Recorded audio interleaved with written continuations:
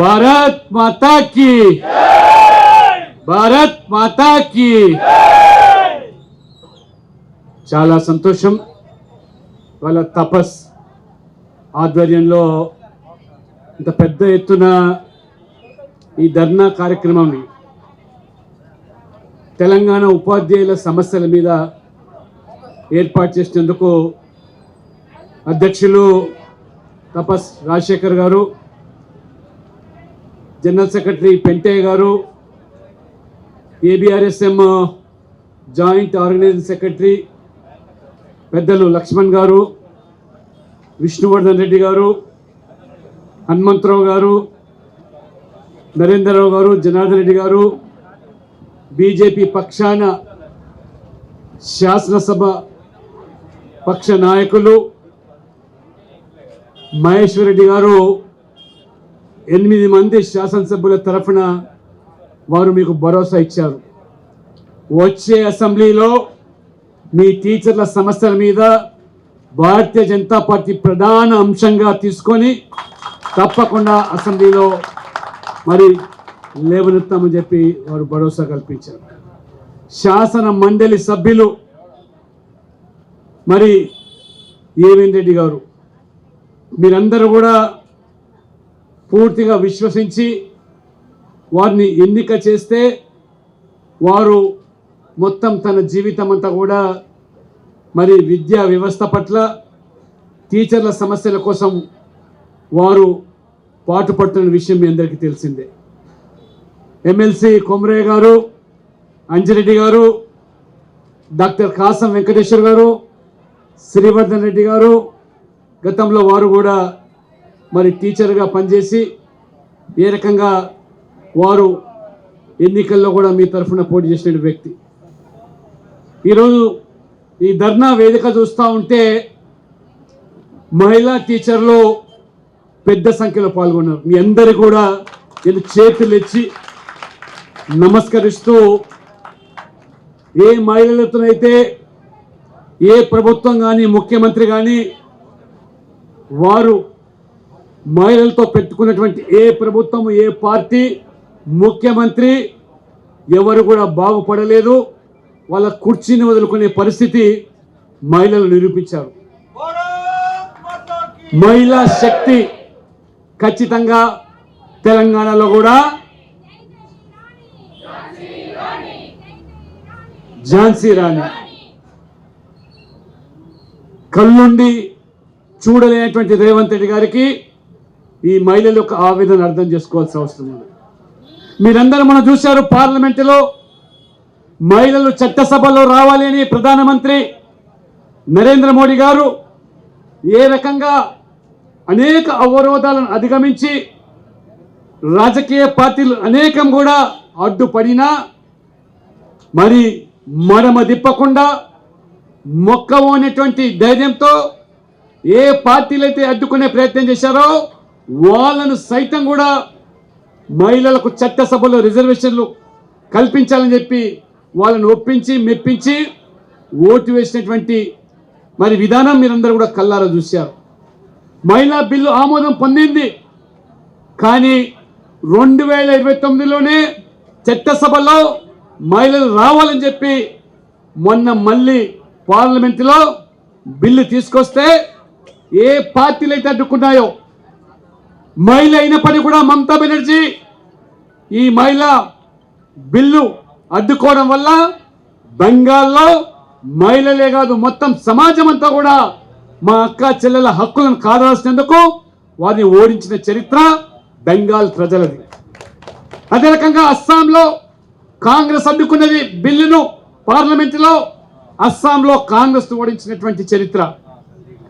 తమిళనాడులో డిఎంకే ససేమిరా మహిళలకు రిజర్వేషన్ అవసరం లేదు అని చెప్పినటువంటి స్టాలిన్ను ఏ రకంగా మట్టి గడిపించారో తమిళనాడు ప్రజలు మన అక్కా చెల్లెలకు అండగా నిలబడ్డారు. అదే రకంగా కేరళలో ఏ వామపక్షాలైతే ఈ మహిళా బిల్లును అడ్డుకున్నాయో వాళ్ళను కూడా ఓడించిన చరిత్ర కేరళ ప్రజలది. అందుకనే రేవంత్ రెడ్డి గారి కనువిప్పు కావాలి. ఈ మహిళా టీచర్ల సమస్యలు, మొత్తం ఉపాధ్యాయుల సమస్యలను పట్ల మీరు కూడా ఇదే రకంగా వివరిస్తే 5 రాష్ట్రాల్లో ప్రజలు ఏ రకంగా బుద్ధి చెప్పారో అదే విధంగా భవిష్యత్తులో జరిగేటువంటి ఎన్నికల్లో మహిళలందరూ కూడా ఏకమై మహిళలందరూ కూడా మనం అండగా నిలబడి రేవంత్ రెడ్డి గారికి బుద్ధి చెప్పడానికి సమాయత్తం కావాల్సిన అవసరం ఉంది. టీచర్ల సమస్య మరి అంతకుముందు ఆపస్, ఈ ఆపస్తో తపస్తో ఒక ప్రత్యేక అనుబంధం ఉన్నది. అది హనుమంతరావు గారికి విష్ణువర్ధన్ రెడ్డి గారికి ఈ వేదిక మీద ఉన్న వాళ్ళకి తెలుసు. ఏ రకంగా ఆ రోజు ఈ తపస్సుకు గుర్తింపు తేవాలని ఆపస్కు ఆ రోజు మన ప్రభుత్వంతో ఏ రకంగా నేను ఎమ్మెల్యేగా ఆనాడు చంద్రబాబు నాయుడు గారు ఈ యొక్క టీచర్ల సంఘాలన్నీ కూడా వద్దని ప్రభుత్వాలు భావిస్తున్న సందర్భంలో వారిని ఒప్పించి మెప్పించి ఈ ఆపస్ అనేది జాతీయ భావాలతో కూడుకున్న సంస్థ. టీచర్లు విద్యార్థుల యొక్క బాగోగుల గురించి ఆలోచన చేసే సంస్థ. కేవలము తమ పబ్బం కోసం విద్యార్థులను అదే రకంగా టీచర్ల మధ్య ఒక ఘర్షణ వైఖరి సృష్టించేటువంటి సంఘం మాది కాదు. ఆ రకంగా మరి విద్యా వ్యవస్థను మరి అందుబాటులో తీసుకొచ్చేదానికి మా వంతు కర్తవ్యంగా మేము ప్రయత్నం చేస్తాము. సంఘానికి గుర్తింపు కావాలంటే చంద్రబాబు నాయుడు గారు ఆ రోజు ఆపస్కు గుర్తింపిస్తే ఈరోజు రాష్ట్రాలు విడిపోయిన తర్వాత ఆంధ్రప్రదేశ్లో ఆపస్గా, తెలంగాణలో తాపస్గా ఇవాళ వారు చేస్తున్నటువంటి ఆ విధానాల వల్ల కృషి వల్ల టీచర్లందరూ కూడా ఏ రకంగా ఇవాళ తపస్సు గొడుగు కింద వస్తున్నారో మీరు చూస్తున్నారు. అనేక సంస్థలు చూశారు, మీరు పిఆర్టీని చూశారు, ఎస్టీని చూశారు, రకరకాలైన సంస్థలు. అన్ని సంస్థల నాయకులు చివరికి మన గొడుగు కిందనే వచ్చినటువంటి ఉదంతాలు ఈ తెలంగాణ చరిత్రలో మనం కళ్ళారా చూస్తున్నాం. అంటే అసలు సిసలు ఉపాధ్యాయుల సమస్యలు పరిష్కారానికి అసలైన సంస్థ అది తపస్సుగానే గుర్తిస్తున్నారు. కాబట్టే ఇవాళ తపస్సు గొడుగు కింద అనేక మంది ఆ సంస్థల్లో పనిచేసిన నాయకులు సైతం కూడా ఇవాళ చేరుతూ ఉన్నారంటే మీరు ఆలోచన చేయండి. అనేక సమస్యలు ప్రస్తావించారు, మీ డిఏ గురించి చర్చించారు, లేదా ఇవాళ పిఆర్సీ గురించి, లేదా ఆ రోజు రేవంత్ రెడ్డి గారు అసాధ్యమనుకున్నదాన్ని అన్నిటికీ నేను సాధ్యమని అరచేతిలో వైకుంఠం చూపించి ఏ రకంగా మభ్యపెట్టి మోసగించి ఓట్లు దండుకొని ఏరు దాటేదాకా ఓడ మల్లయ్య, ఏరు దాటిన తర్వాత బోడి మల్లయ్య చందంగా రేవంత్ రెడ్డి గారు వ్యవహరిస్తున్నారో మరి ఈ వేదిక ద్వారా తపస్సు హెచ్చరిస్తా ఉన్నది. ఇప్పటికైనా నీ పద్ధతి మార్చుకో. నువ్వు ఓల్డ్ పెన్షన్ స్కీమ్ తీసుకొస్తాను. మేము ఆ రోజు చెప్పాము, మీరు నమ్మకండి రేవంత్ రెడ్డి గారిని. హిమాచల్ ప్రదేశ్లో కూడా ఇదే కాంగ్రెస్ ప్రభుత్వము అక్కడ ఉన్నటువంటి మరి టీచర్లు ఉపాధ్యాయులను నమ్మించి ఓపీఎస్ వస్తుంది కదా అని చెప్పి ఓట్లేసి గెలిపిస్తే మొండి చేయి చూపించారు. ఓపీఎస్ఏ కాదు, కనీసం అక్కడ ఉద్యోగులకు ఉపాధ్యాయులకు జీతాలు ఇవ్వలేని పరిస్థితి ఇవాళ హిమాచల్ ప్రదేశ్లో కొనసాగుతున్నది. ఇవాళ మన పరిస్థితి చూస్తూ ఉంటే ఇవాళ ఏ రకంగా ఇవాళ మరి టీచర్ల సమస్యల మీద ఈ విద్యా వ్యవస్థ స్వయంగా ముఖ్యమంత్రి రేవంత్ రెడ్డి గారు మరి వారి నేతృత్వంలో విద్యా వ్యవస్థ పూర్తిగా ఈరోజు దాన్ని కుప్పకూలిపోతా ఉన్నది. ఇవాళ చిన్న చూపు చూస్తూ ఉన్నారు. తెలంగాణలో పబ్లిక్ స్కూల్స్ పేరు మీద ప్రభుత్వ పాఠశాలను నిర్వీర్యం చేస్తా ఉన్నారు. ఇవాళ రేషనలైజేషన్ పేరు మీద టీచర్లందరూ కూడా మరి విద్యార్థులకు అనుగుణంగా సంఖ్యకు అనుగుణంగా టీచర్లు లేరనేటువంటి పేరు మీద రేషనలైజేషన్ పేరు మీద ఇవాళ బడులు మూతపెడతా ఉన్నారు ప్రభుత్వ పాఠశాలను. కనీసమైన ప్రాథమికమైనటువంటి సౌకర్యాలు సదుపాయాలు లేకుండా ఏ రకంగా వాళ్ళ ప్రభుత్వ పాఠశాల మీద ఈరోజు మరి ఈ యొక్క ముఖ్యమంత్రి గారు చిన్న చూపు చూస్తాను. ఆయన ఒక ఐఏఎస్ ఆఫీసర్ మురళి, ఆయన పేరు ఆకునూరు మురళి, ఆయనకు అప్పగించి ఈ విద్యా వ్యవస్థలో సమూలమైన మార్పులు తీసుకురావాలంటే ఆయన ఏ రకంగా ఈ విద్యా వ్యవస్థను పూర్తిగా టీచర్ల పట్ల ఉపాధ్యాయుల పట్ల ప్రభుత్వ పాఠశాలల పట్ల ఏ రకమైన నివేదిక ఇచ్చారో ఇవాళ మనందరికీ కూడా అర్థమైపోయినది. అంటే ఈరోజు రేవంత్ రెడ్డి గారు ప్రభుత్వ ఉపాధ్యాయులను అవమానపరిచే విధంగా ఏ రకంగా మాట్లాడుతాడు. వాళ్ళు వాస్తవంగా ఎవరు చూసినట్టయితే ప్రభుత్వ పాఠశాలలో ఉండే పనిచేసే టీచర్లు డిఎస్సి ద్వారా పోటీ పరీక్షల్లో పాల్గొని వారు ఉత్తీర్ణులై ఉద్యోగం పొందుతున్నారు తప్పితే మిగతా ఈ ప్రైవేటు కార్పొరేట్ పాఠశాలల్లో డిగ్రీ కానీ లేదా ఇంటర్మీడియట్ ద్వారానే బీఈడి లేకుండా ఏ రకంగా ఆ 4 గోడల మధ్యలో బందీలను చేసి ఏ రకంగా బలవంతపు మరి ఆ బట్టి నేర్పించేటువంటి పూనుకుంటున్నటువంటి ఆ విద్యా పాఠశాలల పట్ల ఇవాళ రేవంత్ రెడ్డి గారు మొక్క చూపుతున్నారు. ఇవాళ నేను చెప్తా ఉంటాను, ప్రతి వేదిక ద్వారా కూడా ప్రభుత్వ పాఠశాలలో చదువుకునే వాళ్ళు మాత్రమే, విద్యార్థులు మాత్రమే ఈ దేశంలో కానీ అనేక రాష్ట్రాల్లో కానీ ఇవాళ ఉన్నత స్థాయి చేరారంటే ఈ ప్రభుత్వ టీచర్లు డిఎస్సి ద్వారా వారు ఉత్తీర్ణులై ఆ రకంగా పాఠశాలను నేర్పుతున్నారు తప్పితే ఆశామాషిగా కాదు. ఇవాళ డాక్టర్ అబ్దుల్ కలాం మన ప్రపంచంలోనే ఒక గొప్ప సైంటిస్ట్గా, మిసైల్ మ్యాన్గా గుర్తింపు పొందినటువంటి ఆ అబ్దుల్ కలాం ప్రభుత్వ పాఠశాలలో చదువుకున్నటువంటి వ్యక్తి. అంతేకాదు ఇవాళ మన భారత ప్రధాని నరేంద్ర మోదీ గారు కూడా ఇవాళ ప్రభుత్వ పాఠశాల చదివి ఇవాళ దేశానికి 3వసారి ప్రధానమంత్రి ఏంటంటే ఈ ప్రభుత్వ పాఠశాలలో ఈ ఉపాధ్యాయులు నేర్పిన పాఠాల వల్లనే ఆ స్థాయికి ఎదిగిన విషయాన్ని మర్చిపోవద్దు. ఎక్కడో కాదు ఇవాళ ఈ ప్రాంతంలోనే, ఇక్కడ అశోక్ నగర్లోనే మన మధ్యలో ఉండి చదువుకున్నటువంటి ముత్యాల రాజు ఎక్కడో గోదావరి జిల్లాలో మత్స్యకార కుటుంబంలో పుట్టిన వ్యక్తి, పేదరికంలో మగ్గిన వ్యక్తి హైదరాబాద్కు వచ్చి అశోక్ నగర్లో ఈ సివిల్స్ ప్రిపేర్ అయితే టాపర్గా తెలుగు మీడియంలో చదివిన వ్యక్తి ముత్యాల రాజు సివిల్స్ లో ఇవాళ నంబర్ 1గా ర్యాంక్ సాధించి మొన్నటి వరకు మన కలెక్టర్గా కొనసాగిన వ్యక్తి ముత్యాల రాజు.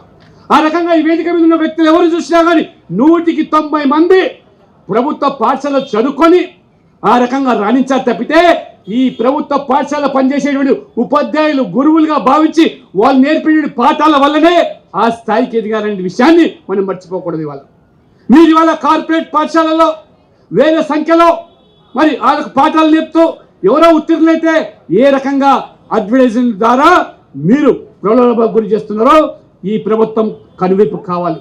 అందుకని ఇవాళ ఈ తెలంగాణ పబ్లిక్ స్కూల్స్ పేరు మీద ఎక్కడో జిల్లాకు ఒకటి ప్రారంభం చేసి మొత్తం ప్రభుత్వ పాఠశాలని కూడా పూర్తిగా అందులో విలీనం చేస్తామని చెప్పి ఈ రకంగా మాట్లాడుతుంటే రేవంత్ రెడ్డి గారు నిన్న ఇంతకుముందు గుంతా లక్ష్మణ్ గారు చెప్పారు. ఇంజనీరింగ్ విద్యార్థుల పట్ల ఇవాళ రేవంత్ రెడ్డి గారు మాట్లాడే వైనం చూస్తూ ఉంటే ఇంజనీరింగ్ విద్యార్థులనే కాదు, ఇంజనీరింగ్ విద్య పట్ల కూడా వారు ఏ రకంగా వారు చదువుకొని ఉత్తీర్ణులైతే వారికి ఉద్యోగాలు రాకుండా వాళ్ళు ఇవాళ మరి ఆ విధమైన డిగ్రీలు పొంది ఏ రకంగా ఇవాళ నిరుద్యోగంగా మారే స్థితికి ఈ రేవంత్ రెడ్డి కారణం కాబోతున్నాడు. ఇవాళ మా అమెరికాలో చూస్తున్నాం, మన రాష్ట్రాల్లో చదివినటువంటి ఇంజనీరింగ్ విద్యార్థులు ఏ రకంగా రాణిస్తూ ఉన్నారు. ఇన్ఫర్మేషన్ టెక్నాలజీలో ఇవాళ ఏఐలో కానీ ఇవాళ మన విద్యార్థులు రాణిస్తూ ఉంటే ఇవాళ కనీసమైనటువంటి విద్యా రంగం పట్ల అవగాహన లేని వ్యక్తి రేవంత్ రెడ్డి గారు విద్యాశాఖను చూస్తూ ఏ రకంగా విద్యా వ్యవస్థ మొత్తం తెలంగాణలో ఈరోజు ఏ రకంగా రూపుమాపుతూ ఉన్నాడో మనం కళ్ళారా చూస్తున్నాం. కాబట్టి టీచర్ల సమస్యల విషయంలో తపస్సు ఏదైతే ఎంచుకున్నదో మీరు ఇవాళ ఖచ్చితంగా తపస్సు అండగా నిలబడండి. తప్పకుండా మీ సమస్యల పరిష్కారం అయ్యేదానికి తపస్సుతో పాటు భారతీయ జనతా పార్టీ అటు శాసనసభలో అదేవిధంగా అవసరమైతే పార్లమెంట్లో మొన్న నేను హైదరాబాద్ పార్లమెంట్ సమావేశాల్లో ఆదివారం సందర్భంగా వచ్చినప్పుడు మన టీచర్ల సంఘాలు టెట్ గురించి ప్రస్తావించారు. టెట్ విషయంలో కూడా నిజంగా డిఎస్సి పాస్ అయ్యి క్వాలిఫై ఆ రకంగా మళ్ళీ 15-20 సంవత్సరాల తర్వాత మళ్ళీ టెట్లో ఉత్తీర్ణత కావాలనేటువంటి ఏదైతే ఉందో దాన్ని ఖచ్చితంగా నేను పార్లమెంట్లో అంశాన్ని లేవనెత్తా అని చెప్పి ఈ పార్టీగా నేను ఆ పార్లమెంట్లో కూడా ఆ ప్రశ్నను వేయడం జరిగింది. కాబట్టి ఇవాళ పెద్ద మనసుతో ఉన్నటువంటి నరేంద్ర మోడీ గారు కూడా ఖచ్చితంగా ఈ విద్యా వ్యవస్థలో అనేకమైనటువంటి మార్పులు తీసుకోవడానికి వారు ఆలోచన చేస్తారు. దయచేసి మీరందరూ కూడా ఇవాళ ఇంతకుముందు 317 జీవో విషయంలో కానివ్వండి, ఉపాధ్యాయులు ఇన్ని సంవత్సరాలు సేవలు చేసి పదవి విరమణ పొందితే కనీసం ఈ ప్రభుత్వం వాళ్ళకు జీత భత్యాలు ఇవ్వకుండా, రిటైర్మెంట్ బెనిఫిట్స్ ఇవ్వకుండా వాళ్ళ ఉసూరు పోసుకుంటున్నటువంటి ఈ రేవంత్ రెడ్డి గారి ప్రభుత్వం ఇవాళ కనీసం వాళ్ళ పదవి విరమణ పొందినటువంటి ఉపాధ్యాయులకు రావాల్సినటువంటి ఇవాళ జీత భత్యాలు కానివ్వండి, బెనిఫిట్స్ కానీ ఇవ్వకపోవడం అంటే ఇంతకంటే శోచనీయం ఏమీ లేదు. ఇవాళ మొన్న పార్లమెంట్లో రాహుల్ గాంధీ, మల్లికార్జున్ ఖర్గే విద్యార్థుల గురించి లేదా యువకుల గురించి ముసలి కన్నీరు కారుస్తున్నారు.